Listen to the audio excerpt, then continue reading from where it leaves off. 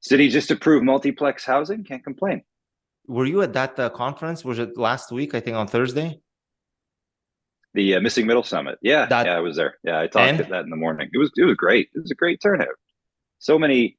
It it's just so cool to see because there were people from there were builders, there were architects, there were planners like myself, um, there were people who were just into acquiring these sites, there were agents, um, everybody at all the different stages of the process to find a site, to determine whether or not you could build a multiplex on it, designing it, constructing it, financing it, all of that. They were all there, and it was just very, very cool to see because I like, and that community is just going to grow because the city has gone and opened up hundreds of thousands of lots where you can build these things. So it's going to be really interesting to see that summit next year and after that.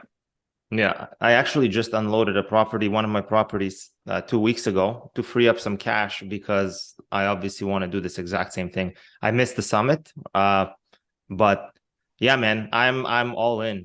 I'm all in on this stuff, which is pretty That's exciting because great. you know what, it's the days of making money of buying a condo, renting it out, it just doesn't make sense. You need more doors like per property, right? So this is exactly what this is giving us. Whether or not it's solving the housing crisis, that's a different story, but it's definitely an It opportunity. all chips away at it, right? Like, It definitely is better than nothing. I, How about that? well, I look at it from like a geographic perspective too. Like look at North York. If you want to move into a neighborhood in North York, your only option, really, for the last couple of decades, was buy a whole house, and often they're detached houses, so they're big, they're expensive. You rent a whole house, that's expensive, or you rent the basement apartment, and maybe that doesn't work if you have a couple of kids. And Yeah. so there's no other options in there. So it's and everybody thinks of not everybody, but people talk about housing affordability. It's like we need prices to come down. Well, yeah, but you also need to, insert other options that are below that price point of buying or renting an entire house into these neighborhoods. And if you start seeing a bunch of multiplexes, well, hey, maybe it makes financial sense for a young professional couple with a kid to rent a 2 or 3 bedroom unit in a multiplex, or to buy it if you stratify the thing. So I think that, yeah, I think that makes a dent. It takes time, but all the stuff the city's doing right now is sort of with that in mind, and they got further to go. But I mean, one of the things I talked about at the summit was that since 2018, the progress the city's made on low rise housing has been pretty crazy. You had laneway suites, and you had secondary suites that same year. Since then, you've had garden suites, rooming houses. You had the removal of parking minimums, which isn't housing specifically, but it makes it easier to make low rise housing work. Um, I think I said multiplex. You have the development charge credit for multiplexes, which we'll probably talk about, and now you got the city looking at major street rezoning, um, and other stuff as well in the mid rise and tall building opportunities. So it's like, yeah, there's going to be a greater variety of supply that the city is enabling right now. So and if hey, if you're into if you're selling one of your properties to pick up a site and build a multiplex, that's great because that's what these policy changes were made to do. Well, you know what? The one thing is, and we'll talk about this in a bit, but the one thing obviously I have a tough time with, I can't pencil purpose building anything. So this is where you're gonna come in, where I can pick your brain again. I thought we talked about it last time. It's like, is the play here to buy the biggest building envelope possible via 3,000 square foot residential home, and then retrofitting the inside to basically recreate best use case, right? Because to me, that seems the cheapest, fastest way. Obviously, I don't know, because to go purpose built, it just doesn't pencil. But this is where you're going to prove me wrong. Hopefully, maybe I'm missing something. Well, and I mean, I'm not the finance side of this, but I sure heard a lot about it at the summit last week. And one of the things that stuck out was that the opportunity to do a fourplex with a garden suite had opened up the opportunity for CMHC financing, which can make these things pencil. And the there was actually somebody up there specifically. They put out a pro forma on various multiplex approaches and not paying the DCs on the units because that can amount to a couple $100,000 over the project. that's a big help as well, depending on the land cost and level of finishing you're going for. So I think there's ways to do it, but from a planning point of view, it's almost like I'm almost not really going to be involved in many of these, which was sort of the point. I don't want people to have to call a planner to do these. I just want them to go get their building permits and build. Call your architect, get them to design something with within the bylaw, which is actually quite well written. I think it opens up a lot of opportunity, and I can summarize why. We could talk a lot about that, but yeah. Okay. Well, look, I get the one thing I want to just kind of start off with, maybe just tell me from your clients or the different people that reach out to you, what is the most common thing you guys help with? I'm assuming it's going to be due diligence, the planning side, but yeah, kind of give me the client profile of different people that reach out, like the top 3, let's say, just so that people kind of get an idea of who should be talking to you and at what stage and when. Sure. So I might have mentioned at the start, but I'm the director of planning at Vittori Planning and Management. And we're a sort of a combination planning and project management firm. So we provide land use planning services as well as project management for planning applications. And we bring people from the concept development of a site all the way up to the point where they're pulling their building permits, and we can coordinate and help with all the steps along the way. And so we have a mix of different clients that build across the GTA, and that includes people who have land and they don't really know what to do with it, and they'll hire us to give them some advice on what they might be able to do on the property, both as of right and with through different planning applications, whether it's amending the zoning or going through the committee of adjustment. And we can then help coordinate that application. We can help coordinate sub-consultants on the engineering side, architects, others on the technical side, and get an application submitted and help run that process through the city. We can take care of the consultation requirements and any negotiations with the city and elected officials necessary to get a final report to make a decision on that application. So we have people who basically hand us the keys to their site and say, here's what I want to build. Here's the people I want to work with. They authorize all the sub-consultants, and then we just go ahead. Others, we participate as part of a larger team that has in-house project management. And in other cases, people will call us and just ask, can you write a planning rationale for this? And so we're equipped to handle all of that. And we're managing files of that nature really across the board right now. I can tell you, I got a lot of calls about Multiplex specifically in the last week. And we're working with a couple of people right now who they have sites or they're in the process of acquiring sites, and they want to either build a multiplex brand new, or they want to subdivide and build a couple of multiplexes. So, and are they coming to you for a planning rationale? Are they coming to you for a planning rationale or a best case use case or highest and best use to now? Like, what exactly are you doing for them specifically? In these cases, because they need a severance, they have to go through the committee of adjustment. So they have to get a consent to sever the property. Yeah, so they need planning expertise. But otherwise, we're getting a lot of interest from people who own properties on main streets, looking to consolidate and build 6-8 story buildings, apartment style, whether it's rental or condo. We have both.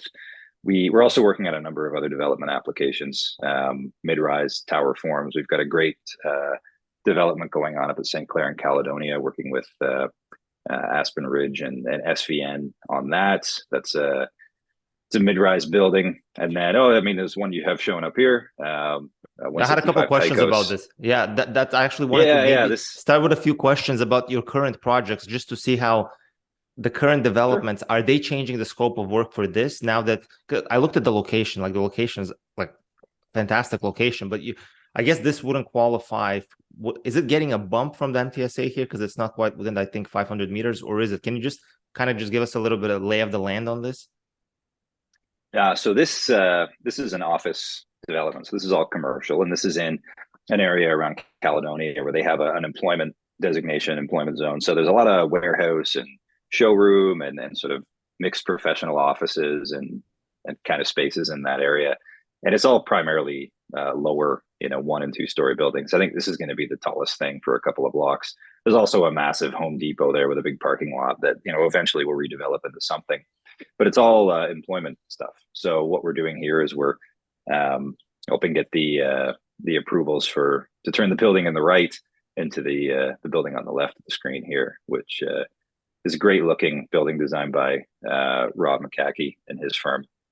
And yeah, it's one of the things the city has done recently that facilitates this is reducing the parking requirements, because if under the old bylaw, we would have required 130 something parking spaces for this building, which would make the site almost, infeasible. Like you're not going to do underground parking for this type of use, and there's just not enough surface area to provide all that parking. So you couldn't build this much office space. But the new bylaw, I think, requires only 38, 39 spaces. So you build those along the back. You have a great building face up at the front. You can see the image to the south there.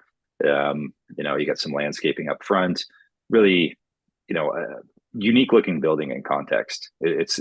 I think it's going to be the best looking building for miles in that area, and new office space, new employment space, right? So yeah, I like this project a lot. So this one caught my eye, and the reason for that is that, okay, so on one hand, obviously you have office vacancies, people are working from home, and then it strikes me as a little bit, I guess, against the grain to be building more office when there is office. So I'm assuming, is this because it's an end user that's building it for their own use? Because would it make more sense to just wait and develop residential eventually? Okay. In part. Okay. No, this will be an office space for an end user, and they'll have other space in there as well that they can lease out.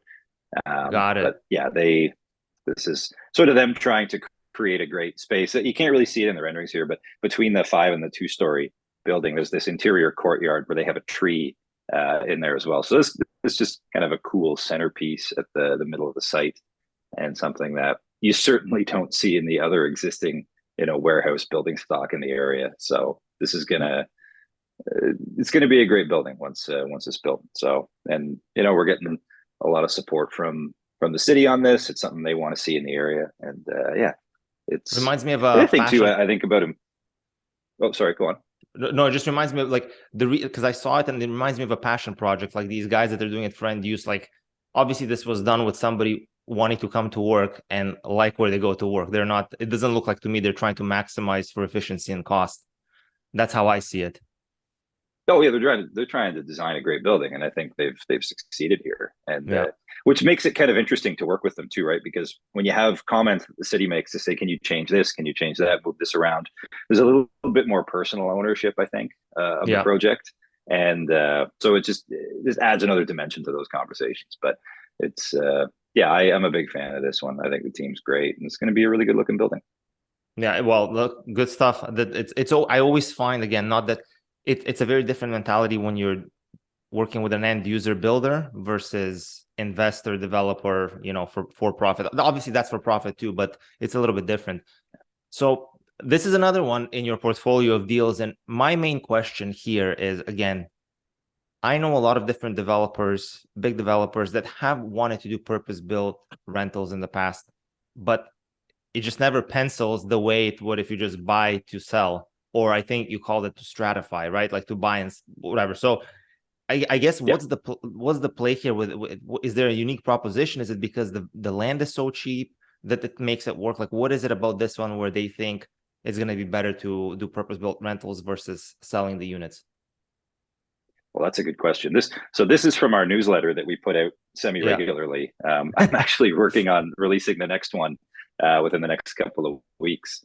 And this is a project that my colleague Chris Langley, who is a project manager at Pretoria, he worked on. I wasn't really involved in this one to any degree, but this is one of Chris's projects. So I don't want to put words in his mouth, but I know the thing that Chris was primarily really happy with on this was the expediency with which they made it through the process. And that's kind of Chris's. He is driven to do things quickly, and he's incredibly thorough. I love working with him on stuff because he brings a detail-oriented kind of perspective to the project management side of things, and likes getting stuff done very quick. So he was proud of how fast this one got through, and he wanted to highlight that in the newsletter. So that's awesome. We'll have a couple other projects that we just got in the last couple of months. Highlight in the next issue of this newsletter that we put out, which I'm trying to get out a little more frequently, but it's challenging to write this stuff. Yeah, and everything's changing, Yeah, when you're working, it's hard to make time for, marketing material. I get it. Like I'm, even with my YouTube videos, it's so difficult to put stuff out because you just have other things going on. It's difficult unless you're a content creator, which I none of us are. Well, I don't even necessarily see. I know it's marketing, like it certainly is, but I just kind of write about this stuff because I love it. Like Yeah. I'm interested in planning policy and where especially Toronto is going because I worked there for so long, and now I'm on the other side of things and I get to follow this stuff and look for opportunities in the policy changes. And so, like when I wrote about it, major transit station areas here, this showed up in Spacing magazine, which is the current issue that's out as well, and I adapted the article for our newsletter. But I just there's so much there's so many confusing terms and things that are shifting so rapidly in the land use and development world right now that I know there's people out there that have an interest in this, and if they can be a little bit more informed about this stuff, I think it's great, and it may open up potential for them to do stuff with their properties that they didn't they realize. Some people have no idea that there's that cities are looking at increasing land use permissions in major transit station areas. I say that, and like even if you own property in one of these areas, you may have no idea, but it might, be a very fortunate thing financially if you wanted to redevelop. So in a situation like this, so can you just give me the lay of the land with MTSAs as of right now? So it's potentially is the deal here that anybody that's within 500 meters of an MTSA potentially looking at a potential bump in price. I mean, depending on how much demand there is for these properties, or is it people on main streets? Like if somebody came to you, like how would you explain it? Like if I own the property within the boundaries, what does that mean for me? Well, yeah, it depends. People call us about this, fairly frequently. The A couple of years ago, the province put out this policy called it was the revision of the growth plan, the growth plan for the Greater Golden Horseshoe, and in that plan, it talked about directing municipalities to delineate areas within 500 to 800 meters around transit stations, and then allow for greater levels of intensity there. And cities had a bit of flexibility with how they did this. So in the ensuing years, cities like Toronto went and they looked at all of the areas around major transit stations, primarily subways, and they identified them. I think there's something like 170 in Toronto. There's a lot. A number of them overlap too, as you can imagine, especially in the core. And what they did is they drew a line around these areas, roughly 500 to 800 meters from the station, though not in all cases. And then they applied policies to talk about what kind of development might be possible there. And the interesting thing about this is that the city can't make this decision on their own. These policies get approved by city council, and then they go to the Minister of Municipal Affairs and Housing to approve. And the minister can change them up any way they like as well, so including increasing heights, increasing densities. There's two different kinds of major transit station areas, and I think it's worth noting them. You see them on the side there. There's the MTSA, which is major transit station area, and the PMTSA, which is a protected major transit station area. The protected part means that, and a number of these have been identified in the city. Protected means that the city has to establish a minimum density for all of the properties within the MTSA, the PMTSA. And in return, when the minister approves the PMTSA with whatever policies they approve, the city has 1 year to upzone the properties there, and that zoning is sheltered from appeal. So usually when the city does a big comprehensive change to zoning, some landowners will appeal it, and the thing gets stalled for a number of years until it gets worked out and scoped, and it's brought into force. That won't happen in PMTSAs as long as cities move within a year to upzone the properties, and it's a good thing to do that. So I think it's a carrot for the city to do that. The other thing, if you build a building in a PMTSA with 100 or more units, you're subject to inclusionary zoning.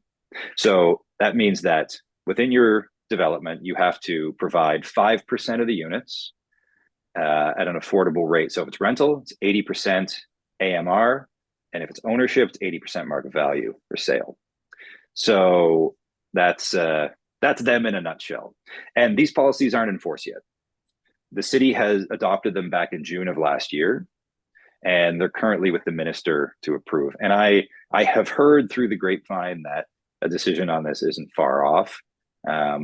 I suspect that it's not something the minister wants to release in the middle of a mayoral by-election, so we might have to wait until after that. But yeah, I've heard it won't be, too far into the summer when we get clarity on this. And when we do, if the minister changes stuff in individual or in several of these areas, we'll have to take a look and unpack that, and there'll just be further questions that we get to answer. So it's very much up in the air now, but I don't think anything that happens here, if you're a landowner, is necessarily bad. This is an area where the city has said we want to see growth, the province has said we want to see growth, and if you want to understand more of what that means, feel free to give me a call. So it looks like most of the transit stations are protected by the looks of it. Let's say I'm looking the East Corridor, like the Danforth line. Everything here is protected. That's kind of like my sweet spot where I would want to do something. Yeah. And so I guess for me if I'm correct, and correct me if I'm wrong. So if it's with the minister now, and let's say he's going to make some changes, and then there's still the 1 year that you have to wait for the city to upzone it, if they actually go ahead and upzone it, depending on what roadblocks there are. So we're basically still ways away from this being a slam dunk where, well, my value is now worth more because it's been upzoned, right? Like we're not there yet. We're on our way, but we're not there yet. Well, I think once the minister issues a decision, the baseline has been set because the policy is established. So I expect you'll see a lot of people, if they haven't already, filing applications to redevelop. And that's just, that threshold is the minimum density. So you go up from there. And they haven't put a ceiling on what that density is necessarily. That gets determined through a whole range of factors. And again, that's something where, if somebody has a question about how this might impact their property, it's really going to be looked at on a site specific basis. And you'd be wise to call a planner or somebody who can make sense of all the moving parts to see what might be possible. Yeah. So if I'm reading between the lines, I guess as somebody looking to, as an investor, is this effectively going to impact those looking to assemble lots? Is this where the end game is for who benefits from this? It's effectively from land assembly here, right? Or because I don't think anybody's gonna. Go. People have already been doing that. For the last several years, ever since the idea of major transit station areas was floated out in provincial policy, people have been looking at consolidation. And we've talked to a few people who have tied up sites and are just waiting to see what happens with this policy, to see where they go. Others have already applied on the pretense that there's going to be more heightened density, and they're in with aggressive applications. Okay. So there's a few ways to go about it. It depends what your strategy is and your tolerance for risk in getting approved or refused at the city, and whether you want to go through a lengthy board process. But that's all that, a lot of questions. Yeah. Okay. So the reason I brought that up for STEM TSAs is, as I'm thinking about this, as I'm trying to make sense of it, think about it as the mom and pop investor. I'm the mom and pop investor. I try not to have multiple partners. I'm not looking to raise money and do anything like that. So what I think I don't know if it's a trifecta, but what I think the biggest win is going to be is how are you going to create a multiplex within an MTSA where you can potentially benefit two ways: from the multiplex, obviously from it cash flowing, and then the future upzoning lift that you're going to get, especially if you get in a strategic location. So that's how I'm thinking it. You kind of want to kill two birds with one stone as a mom and pop investor. Does that make sense to you? Well, yeah, I think it's going to be kind of one or the other. Within the MTSAs, there's different land use categories. So there's areas that are neighborhoods, the low rise areas, and then there's mixed use areas that are where you're going to see the majority of the development height density. And yeah, there might be additional opportunities in neighborhoods in MTSAs, but it's not going to be, every property in an MTSA isn't the same. They're going to be different depending on where they're located, the type of street they're on, their proximity to transit and other uses, and their land use designation and zoning, even though that gets changed a bit after the policies come out. So even in MTSAs, I think there's still a great opportunity for people to look at multiplex housing. Well, yeah, It's that's entirely how I'm looking at it. For me, I want to combine both if I can, strategically with a lot that would make sense from an assembly point of view, maybe 10, 20 years down the road. I don't know. And the one thing I've also noticed, and you tell me if this is again, I'm just thinking out loud. In the past with assemblies, I had noticed obviously the further you go out from the core of the city, the assembly premium you would get on your property was less. So let's say at Black Creek, the last assembly I saw during COVID was the property owners were being offered, I think, a multiple of 1.8, roughly 1.7 of market value. This was along Black Creek on the west end. But it seems to me that if this upzoning happens along MTSAs, I think in my mind, I'm not sure if the premium is going to sustain or if it's going to drop, because there's a lot more assembly potential within the city of Toronto now rather than just some strategic sites. But maybe I'm not thinking about it the way like developers are thinking about it. I think sorry, you're on mute. Sorry about that. I think in the interior of neighborhood areas, even close to major transit stations, stuff will probably continue to be low rise for the foreseeable future. Yeah. It'll just be multi-unit low rise, whereas in some cases that wasn't the situation because you weren't allowed to build it. On the main streets in mixed use areas and apartment neighborhood areas, that's where you're going to see the primary consolidation. Yeah. I actually think in larger lots in like areas like up in North York where you have larger detached residential lots, you might see people looking to sever and create multi-unit houses on each lot. Like if they have a larger than average lot and they can split it in two and build a good sized multiplex on each lot, I think that's something that you're going to see. We've been receiving calls about that in the last week. People are already looking to do that. My question is, I guess the part that is confusing me, if I'm looking to build a multiplex or let's just call it what it is, a small apartment building, why do I care about severing the lot? Why not just build an apartment building rather than going through a severance and then building two side-by-side multiplexes? Like, wouldn't it be more efficient to just build on the same lot and go for that? Well, you can't, it's not permitted just yet. So the multiplexes are as of right. Sort of the benefit of them is that you don't have to go through a process to build them. If you can design them to meet the criteria in the bylaw, you just submit your building permit application. You don't have to go through planning committee or the committee of adjustment. You don't have to go to council or anything. If you wanted to build an apartment building, even a four-story apartment building in these areas, most often you'd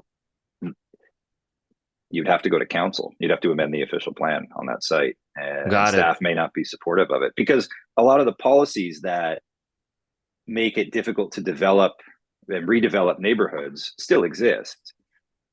What the multiplex stuff did was just make it so across the city, where formerly you could only build a detached house, now you can build a multiplex where you can only have a single unit house, now you can have a 4-unit house. And, it did a couple other interesting things. It increased the height a little bit in some areas and the depth of the building. Of course, you don't have to provide parking anymore, which helps. And so it made it easier to build these at the same time as permitting them. But by and large, after this change takes effect, neighborhoods are still going to be low rise. And I think I would love to see walk-up apartments be permitted in a lot more cases than they are now. I think that's one of the next things that I think the city will look at, and we'll see under the circumstances they do. So that's sort of the next frontier. Got it. Okay, no, you know what? That actually answers. By severing it, they're doubling the capacity of multiplex. It's 8 units versus 4 in a single lot. So that's basically the workaround. Okay, got it. This is going to be a 2-part question, and I'm just going to ask you to put your speculator hat on because I don't expect you to know the answer to this. So the one thing I did read is that there's this counselor here, and he was actually thinking that in his area, he wants to push for 6. We're thinking 5+1, right? In his ward, I think it's somewhere in Scaroborough North. So yes. I guess from what you know, do you, like, again, I'm thinking to myself, one more unit, that adds a decent amount of return, right? So like, I'm thinking, okay, well, if this guy is going to push for it, then maybe I'm going to be attracted to this particular area. So do you think this is going to play out, or do you think he's going to be kind of stuck with his 4+1? Well, he's asked staff to look at 6 units in this area. So I'm not sure if it's in the, I'd have to check to see if it's in the bylaw amendment that went forward or not. But I think it's a great idea. Like, for me, it kind of comes down to, if you're regulating the form of the building, if you're saying, you can have a 19-meter deep building that's 10 meters tall, which are the dimensions of a multiplex, and you meet all the setbacks and it fits on the lot where you want to build it. Is there much of an difference in impact if it has 3 units, 4 units, 5 or 6 units? Not really. What you're doing is creating opportunities for people to build multiplexes that are more suited to certain, I think, locational realities and situations where maybe people want to build a multi-generational house, or they want to convert something in a different way, or maybe it's better accommodations for students. Maybe you have a 6-plex that is all 2-bedroom units that are shared with 12 students who go to school nearby. Like that's actually great. The more flexibility you can introduce into zoning, the better. And I mean, to get to this point, I can tell you, because I was there for a long time working on this stuff alongside the staff who did an amazing job on multiplex, the conversations are very challenging politically, with neighbors, and just to build up sort of the political capacity for council to say yes to this took a long time. People will say, oh, it's not going far enough. Well, there's more to do. But the reality is, getting here, this was unthinkable like 5 years ago.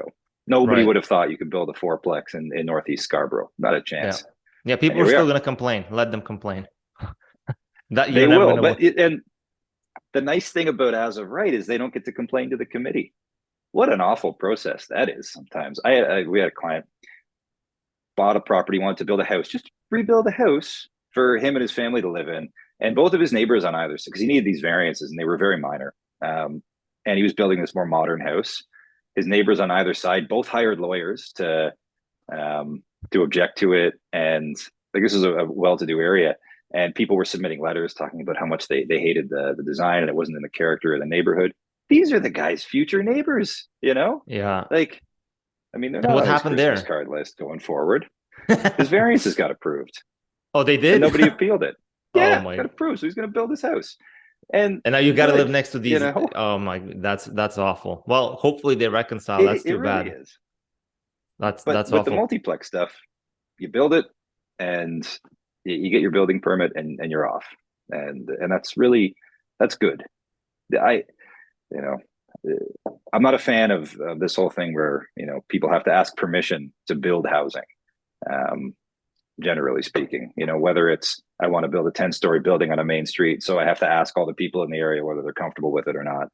Or I want to add an addition onto my house. It's demonstrably fine. It doesn't impact your property at all. But if you're my neighbor and you have a beef about it for whatever reason, you can object. Yeah.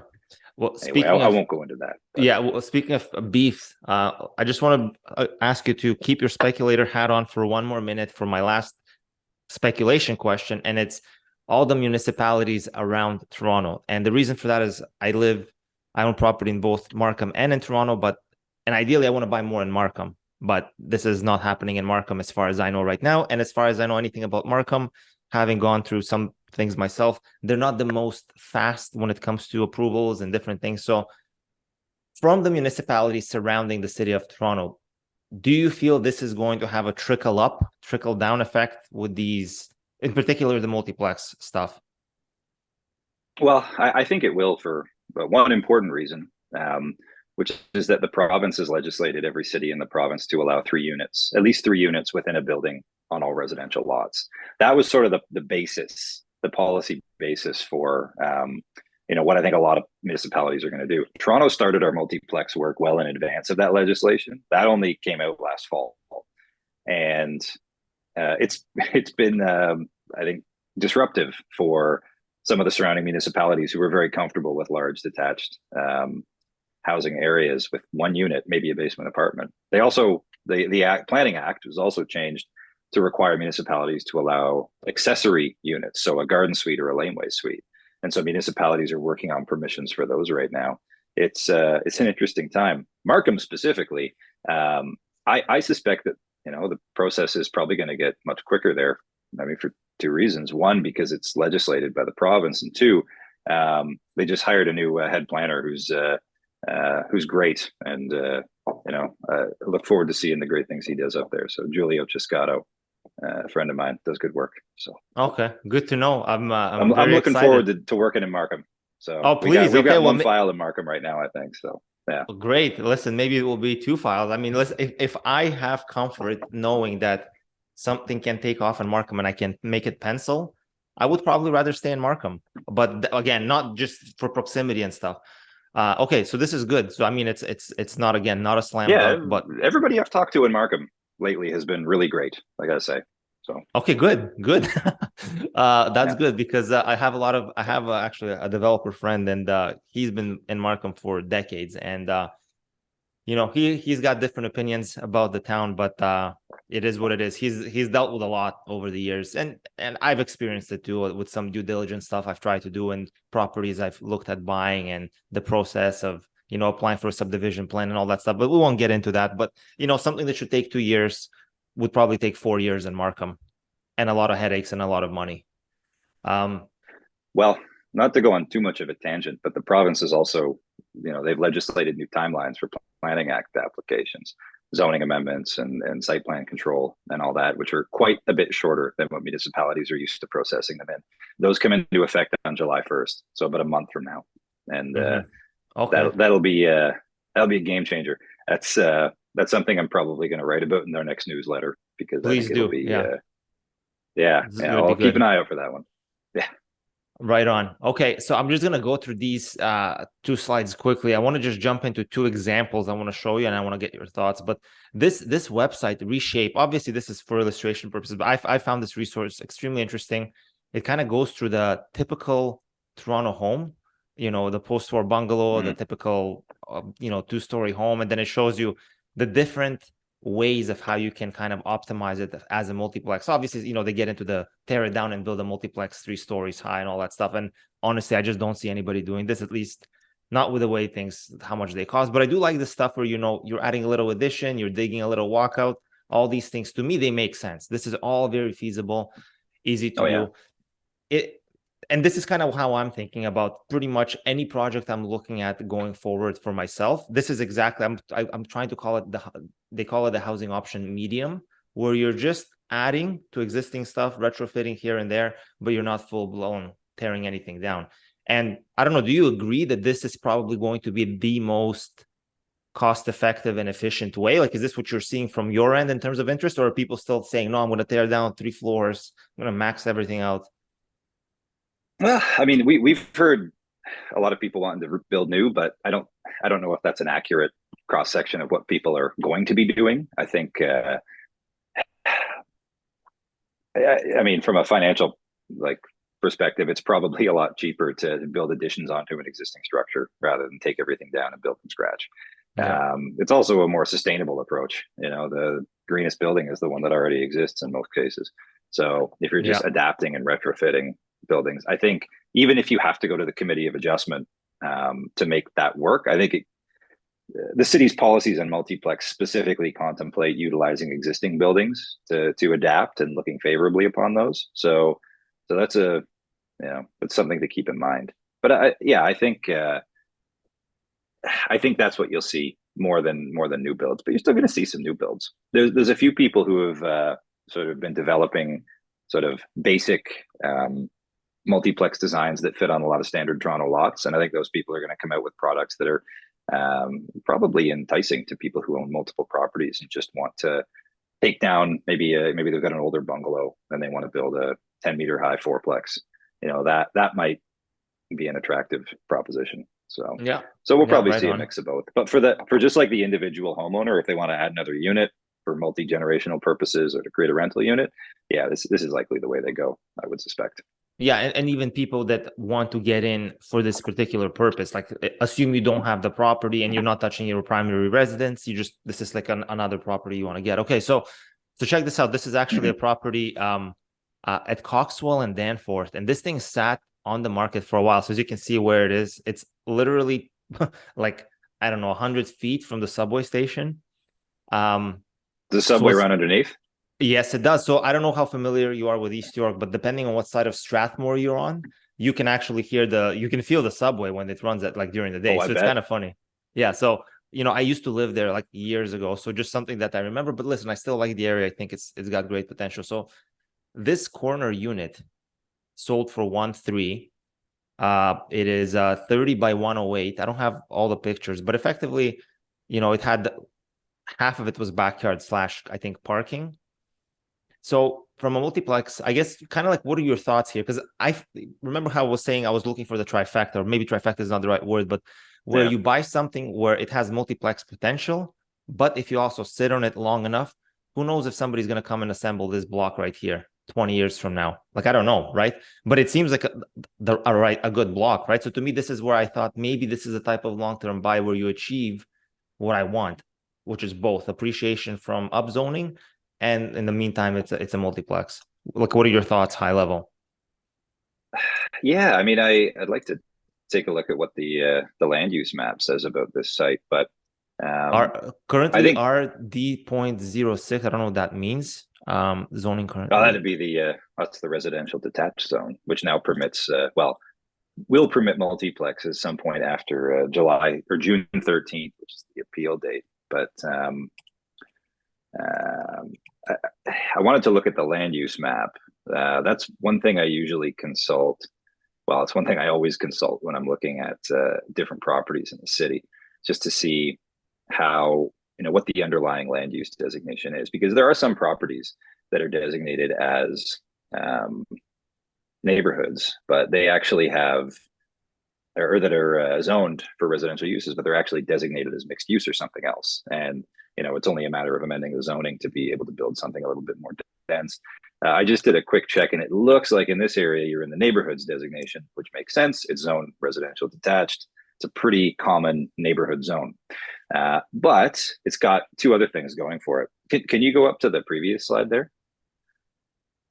As you've said, it's on the same block as a large mixed use parcel that is really on top of a subway station. And so there may be opportunity in the future for somebody to acquire these sites, come in, amend the official plan because it's on the corner of two major streets, and then build something taller. This is also in a major transit station area. So if there's any additional height and density policies that result from um, the province's approval of that document, of those policies, they may factor into this as well. The city also did a study on Danforth Avenue where it looked at transition zones, so allowing for more height transitioning to the north and the south of Danforth in the neighborhoods to allow for taller buildings on Danforth Avenue itself. I don't know if it reaches Coxwell, but if it does, that's something that I would certainly take a look at for anybody looking to pick up this property. And the other thing too is, as part of the work that brought us multiplex, the city is looking at upzoning properties that are on major streets in neighborhoods. So even if none of the designations here change, keep an eye out later this year, because the city is going to put forward recommendations that maybe they're going to allow a 6-story building on a site like this on a major street in a neighborhood. I mean, really, from a planning point of view, I think that's fairly reasonable even today if somebody wanted to come in and submit the right applications and build something a little bit taller here, put in a low-rise apartment, multi-unit building, even if it was more than 4 units, given your proximity to Danforth, to parks, to services, to the subway. I mean, this is where you want to grow. I almost think that in this area, a fourplex alone is probably on the lower end of the type of housing that this area could easily support. So Yeah. if I were the person that owned this property or was buying it, I would keep an eye on what the province says about the major transit station areas. I would keep an eye on what the city says about major street neighborhood developments, and I would take a look at the Danforth study as well, because all of that stuff might kind of coalesce around a really interesting opportunity on this site. Maybe not for them, but maybe for somebody else who has the means to buy up a bunch of properties and do something much larger. Right. What I like, the way I look at all of these, as I usually start with, I want to be on a main street where there's a discount for being on a main street, and they make for great rentals, because usually end users do not want to buy anything on a main street. And then I want a corner lot because of the way you can set up the property with everybody kind of has their own privacy to get in and out. Okay, so that answers that one. And then I'll just kind of give you one that this is a property from last year that slipped through, and not saying it's a Which one regret. there? So so here's the thing. It sold for Oh, $800,000. Springdale. Yes, on Springdale, and I believe I don't. So this is Woodbine right here, and the subway is right here. I don't know if it's 500 meters or not, but it sold for 800,000. I came and saw it, and it was a rooming house. It was abandoned, but Hmm. the floor plate between first floor, second floor, and basement, which you would have to underpin likely, there was over 2,000 square feet. You could have easily done a triplex here, in my opinion. Not easily, but there would have been work to be done. But for 800,000 entry point and where it is, I thought it was a great deal. And there was a garage in the back. I don't know. There's your garden suite. But anyway, that's kind of like just thinking about something like this. This is in a residential area. It is, I don't know if it is or it isn't within an MTSA, not that it really matters. How do you feel about something like this, which is, I guess, more from the angle, this is just your run-of-the-mill residential lot that you could have gotten a good deal on because it was abandoned, it wasn't financeable, you had to buy it cash. So would this make a good multiplex candidate in your mind, being where it is on a residential street, but still close to transit? Yeah, I think this is probably the standard multiplex type of property. Okay. I want to see what the lot size is, but It's 20 by 99. yeah. So it's not very big. Oh, okay, it's not super deep. Yeah, I mean, it might be tricky to fit a garden suite at the back, depending on how deep you want to make the building, but not. I mean, not impossible. You've got about 13 meters of depth at the back of the site, and then you've got a clear access via the common driveway. So if you wanted to, I mean, if you didn't want to do too much in terms of altering, the exterior of the existing building or adding on to it, you could certainly look at renovating this, turning it into a multiplex, and then either at the same time or down the road consider a garden suite in the backyard. It's Yeah.